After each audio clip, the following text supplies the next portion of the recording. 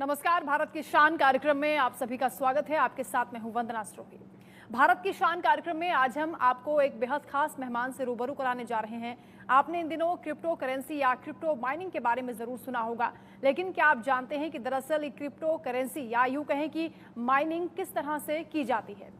भारत की शान में आज हमारे साथ क्रिप्क्यू के सह संस्थापक अभिषेक भंडारी जी खास मेहमान के तौर पर मौजूद हैं। अभिषेक क्रिप्क्यू के माध्यम से लाखों लोगों को फाइनेंशियल आजादी देने का काम कर रहे हैं, या यूं कहिए कि इस क्षेत्र में पैसा कमाना सिखा रहे हैं। अभिषेक जी, बहुत बहुत स्वागत है आपका। अभिषेक भंडारी जी के बारे में आपको ये भी बता दें कि एमिटी नोएडा से क्रिप्टो करेंसी और ब्लॉकचेन टेक्नोलॉजी में पोस्ट ग्रेजुएशन किया है।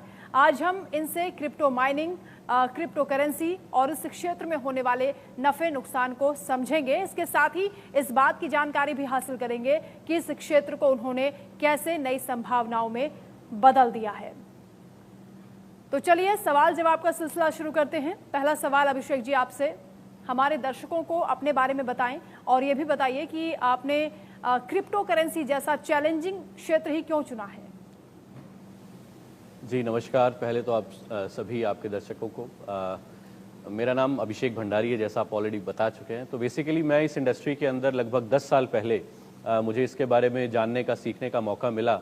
और मेरे एक मित्र थे जो यूके में रहते थे, उन्होंने मुझे बताया कि बिटकॉइन करके कोई नई करेंसी है जो कि ग्लोबल करेंसी के रूप में आज काम कर रही है। सो आई गॉट वेरी एक्साइटेड जब मुझे इसके फंडामेंटल्स और इसके लॉजिक्स और इसकी टेक्नोलॉजी के बारे में मुझे आइडिया हुआ।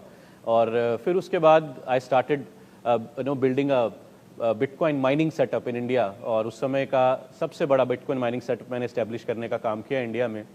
लेकिन माइनिंग जो है वो एक बड़ा एक्सपेंसिव टास्क है। तो बेसिकली माइनिंग जो है वो क्रिप्टो करेंसी के क्षेत्र में जितनी भी ट्रांजैक्शंस होती हैं किसी भी क्रिप्टो के अंदर, चाहे अगर हम बिटकॉइन की बात करें, इथेरियम की बात करें, बहुत सारी क्रिप्टो करेंसीज ऑलरेडी मार्केट के अंदर आज लोग उसमें ट्रेड कर रहे हैं, लेन देन कर रहे हैं।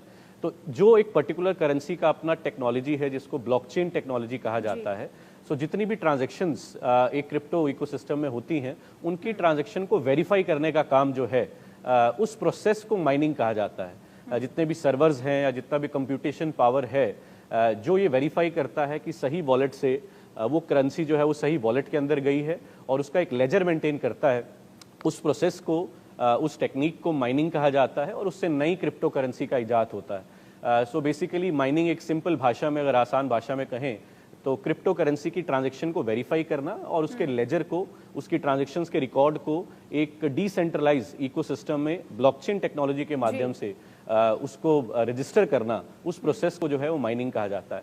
और आपके अकॉर्डिंग सर ये मार्केट कितना बड़ा है और आने वाले वक्त में भारत को कितना बेनिफिट देने वाला है? जी बहुत बड़ा मार्केट है। अगर अभी हम मार्केट कैप की बात करें तो लगभग 2.5 ट्रिलियन डॉलर का अप्रॉक्सीमेटली अभी मार्केट साइज है, तो लगभग 2500 बिलियन डॉलर्स का।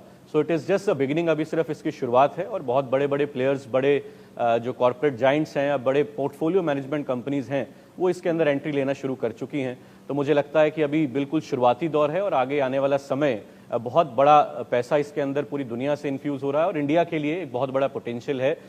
We becoming having the youngest generation जो टेक्नोलॉजी के साथ बहुत ज़्यादा जुड़ी हुई है और आज क्रिप्टो उनके लिए एक माध्यम बन रहा है, एक नया इन्वेस्टमेंट टूल बन रहा है, एक नया ट्रांजैक्शन ग्लोबल मार्केट से कनेक्ट करने का एक नया माध्यम बन रहा है। तो मुझे लगता है बहुत बड़ा स्कोप है, specially for Indian users as well.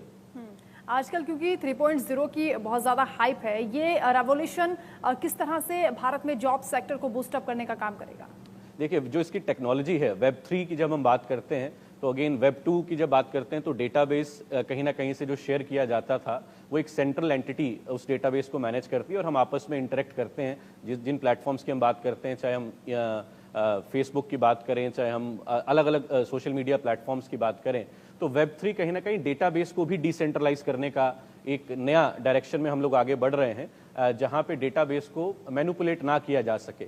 सो एक बहुत बड़ी अपॉर्चुनिटी इसके पीछे छुपी है, बहुत सारी इंडस्ट्रीज को ये बेनिफिट कर सकता है और ऑलरेडी हमारे इंडिया में काफ़ी सारे स्टार्टअप्स हैं जो एग्रीकल्चर सेक्टर के अंदर वेब 3 और ब्लॉकचेन को लेके जा चुके हैं, मेडिसिन सेक्टर के अंदर लेके जा चुके हैं, इंफ्रास्ट्रक्चर सेक्टर के अंदर लेके जा चुके हैं। तो there is a big scope hidden in web 3 and blockchain as a technology. और इंडिया के जो इंजीनियर्स हैं, जो ऑलरेडी जितने बड़े टेक जाइंट्स की बात करें उनको लीड करने का, उनको बिल्ड करने की, जो कहीं ना कहीं बैकएंड पे अगर आप देखेंगे तो मेजॉरिटी इंडियंस ही आपको नजर आएंगे। तो मुझे लगता है ये भी जो इमर्जिंग टेक्नोलॉजी है, इसको भी हम इंडियंस एज ए इंडियन बहुत बड़े पैमाने पे ग्लोबली लीड कर सकते हैं। So there is a big opportunity hidden in this industry, specially वेब3 एंड ब्लॉकचेन से रिलेटेड जो टेक्नोलॉजीज बन रही हैं उसको देखते हुए बहुत सारी इंडस्ट्रीज के अंदर योगदान जो है ये स्पेशली टेक्नोलॉजी दे सकती है। आपकी नज़र में क्रिप्टो करेंसी या उसकी यूटिलिटी का भारत में क्या फ्यूचर है? यूटिलिटी को लेके अभी बहुत सारे चैलेंजेस हैं। ऑफ कोर्स जब तक प्रॉपर कंप्लायंस गवर्नमेंट की तरफ से नहीं आता, तो अभी तक क्रिप्टो को as a virtual asset government ने रिकॉग्नाइज किया है। करेंसी के रूप में इसको रिकॉग्नाइज करने का अभी कोई डायरेक्शन दिख नहीं रहा है। But of course globally already बहुत अलग अलग प्लेटफॉर्म्स में क्रिप्टो करेंसी को डायरेक्टली एज अ करेंसी लोग इस्तेमाल कर रहे हैं। बहुत सारे ऑनलाइन प्लेटफॉर्म्स में और बहुत सारी जगह पे ऑफलाइन भी लोग डायरेक्टली आज क्रिप्टो में पेमेंट कर पा रहे हैं। और इंडिया में भी मुझे लगता है कि आने वाले समय में कुछ कंप्लायंस के अंदर कहीं ना कहीं इसके यूज केसेस को लेके और थोड़ा रेगुलेशंस के अंदर कुछ छूट मिलनी चाहिए, क्योंकि जिस तरीके से आज इंडियन इकोसिस्टम में लोग इसमें इन्वॉल्व हो रहे हैं, एक्सचेंजेस का डेटा बताता है कि लगभग 19 से 20 करोड़ लोग ऑलरेडी इंडिया के अंदर क्रिप्टो के अंदर इन्वॉल्व हो चुके हैं, which is number 1 in the world.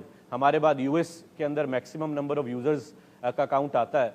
तो मुझे लगता है आने वाले समय में डायरेक्टली क्रिप्टो करेंसी को यूटिलाइज करने के बहुत सारे माध्यम बनेंगे। बट हम लोग भी अपने लेवल पे कुछ ऐसे प्रोडक्ट बिल्ड कर रहे हैं जहां पे जितने लोग क्रिप्टो इकोसिस्टम में आना चाहते हैं वो इजीली अपनी वर्चुअल एसेट्स को स्टोर कर पाएं, मैनेज कर पाएं और उसको डे टू डे लाइफ के अंदर यूज कर पाएं। इस तरह का एक प्रोडक्ट बनाने पे हमारी भी कम्युनिटी काम कर रही है। सर, क्रिप्टो स्कैम या फिर वर्चुअल करेंसी में जिस तरह के भी स्कैम होते हैं उससे कैसे बचा जा सकता है?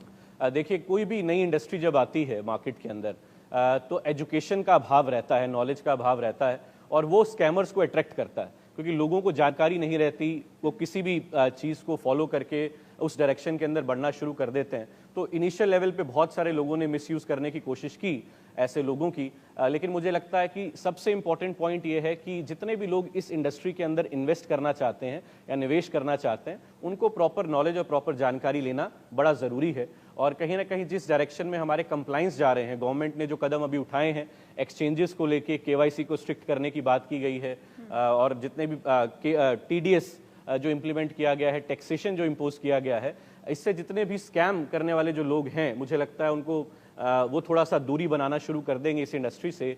और सबसे इंपॉर्टेंट ये है कि जब आप किसी भी प्रोजेक्ट में निवेश करने का सोचें या मन बनाएं, उसके बारे में पूरी जानकारी आपके पास होनी चाहिए। फाउंडर्स उसके कौन है, किस तरह का प्रोजेक्ट है, उसका टोकन इकोनॉमिक्स क्या है, क्या टेक्नोलॉजी पे वो काम कर रहे हैं, क्या यूज केस उसके बनाने के ऊपर काम किया जा रहा है। तो कुछ ऐसे बेसिक फंडामेंटल हैं या पैरामीटर्स हैं जिनको स्टडी करना चाहिए, एनालाइज करना चाहिए, उसके बाद ही आपको निवेश करना चाहिए उस प्रोजेक्ट के अंदर। इसके अलावा क्योंकि भारत में क्रेज देखा जा रहा है क्रिप्टो करेंसी को लेकर, कैसे दिनों दिन इसकी उपयोगिता बढ़ती जा रही है? जी सॉरी, क्रिप्टो करेंसी को लेकर कैसे उपयोगिता भारत में बढ़ती जा रही है? क्यों इसका क्रेज इतना ज्यादा है और क्यों होना चाहिए? देखिए, क्रेज इसीलिए ज्यादा है क्योंकि एक ऑल्टरनेटिव इन्वेस्टमेंट टूल आज की यूथ को नजर आ रहा है। और जो ट्रेडिशनल हमारी मार्केट्स हैं, चाहे हम शेयर मार्केट की बात करें, स्टॉक की बात करें, रियल एस्टेट की बात करें, गोल्ड की बात करें, जितने भी इन्वेस्टमेंट टूल अभी ऑप्शंस अवेलेबल हैं, उनमें जिस तरह की ग्रोथ आज के यूथ को नजर आ रही है, उससे कई गुना ज्यादा ग्रोथ उनको इस पर्टिकुलर सेक्टर में दिख रही है, क्योंकि ये ग्लोबल मार्केट है और ग्लोबल मार्केट से पैसा इसमें इन्फ्यूज हो रहा है। यूथ जो है इसकी तरफ ज़्यादा अट्रैक्ट हो रही है क्योंकि टेक्नोलॉजी से रिलेटेड ये मार्केट है। ऑफ कोर्स इसके अंदर फ्लक्चुएशंस अभी ज़्यादा हैं क्योंकि मार्केट आस्ते आस्ते स्टेबल हो रही है, बट कहीं ना कहीं यूथ जो है वो रिस्क लेने में आज की डेट में विश्वास रखता है। और अगर जिसका जितना रिस्क लेने की क्षमता है उसके अनुसार मुझे लगता है इस मार्केट के अंदर अभी बहुत ज़्यादा पोटेंशियल बाकी है। अभी इसकी सिर्फ शुरुआत हो रही है और अभी बहुत बड़ा पैसा और बहुत बड़े बड़े लोग इसके अंदर इन्वॉल्व होने की तैयारी कर रहे हैं। तो this is the right time to enter into this market. बिल्कुल अभिषेक भंडारी जी, आपसे अंतिम और ज़रूरी सवाल ये कि भारत के युवाओं और खासतौर से एंटरप्रेन्योर्स के लिए आपकी क्या सलाह होगी, क्या एडवाइस होगी? देखिए, भारत के युवाओं के लिए मेरा ये मैसेज ज़रूर रहेगा कि आपके लिए आज मार्केट में जब से टेक्नोलॉजी ने कहीं ना कहीं हम लोगों को ग्लोबली कनेक्ट कर दिया है, सोशल मीडिया के माध्यम से आज हर यूथ जो है उस तक इन्फॉर्मेशन बहुत जल्दी पहुंच पाती है। तो इन सभी टूल्स का बेस्ट आप यूटिलाइज करके, स्पेशली इस इंडस्ट्री में जो कि अभी फास्टेस्ट ग्रोइंग इंडस्ट्री जिसको हम लोग देख सकते हैं, अगर मैं अपने एक्सपीरियंस की बात करूं तो 10 साल में मैंने इस इंडस्ट्री को $10 बिलियन से $3000 बिलियन तक जाते हुए देखा है और बहुत सारे लोगों ने इसमें अच्छा अपने लिए फ्यूचर क्रिएट किया है, टेक्नोलॉजी पॉइंट ऑफ व्यू से भी और अपना खुद का पोर्टफोलियो बिल्ड करने के पॉइंट ऑफ व्यू से भी। तो आज की यूथ को इस नई इंडस्ट्री की तरफ जरूर देखना चाहिए, जरूर सीखना चाहिए, जरूर समझना चाहिए। रादर देन लालच में आके इसमें निवेश करने के बजाय हमारे यूथ को इसकी टेक्नोलॉजी को, इसके फंडामेंटल्स को और इसके लॉजिक्स को अगर अंडरस्टैंड करके इसमें काम करेंगे तो वो टेक्नोलॉजी के साथ भी आगे अपने करियर को बिल्ड कर सकते हैं और as a investment point of view से भी काफी अच्छे रिटर्न इस इंडस्ट्री से जनरेट किए जा सकते हैं। यानी रातों रात कोई फैसला ना करें, बल्कि इसके बारे में डिटेल नॉलेज पहले हासिल करें, उसके बारे में पढ़ें और तब जाकर कोई फैसला करें, आप ये कहना चाह रहे हैं। बहुत शुक्रिया आपका अभिषेक जी हमारे साथ जुड़ने के लिए, इस खास शो में हमारा हिस्सा बनने के लिए।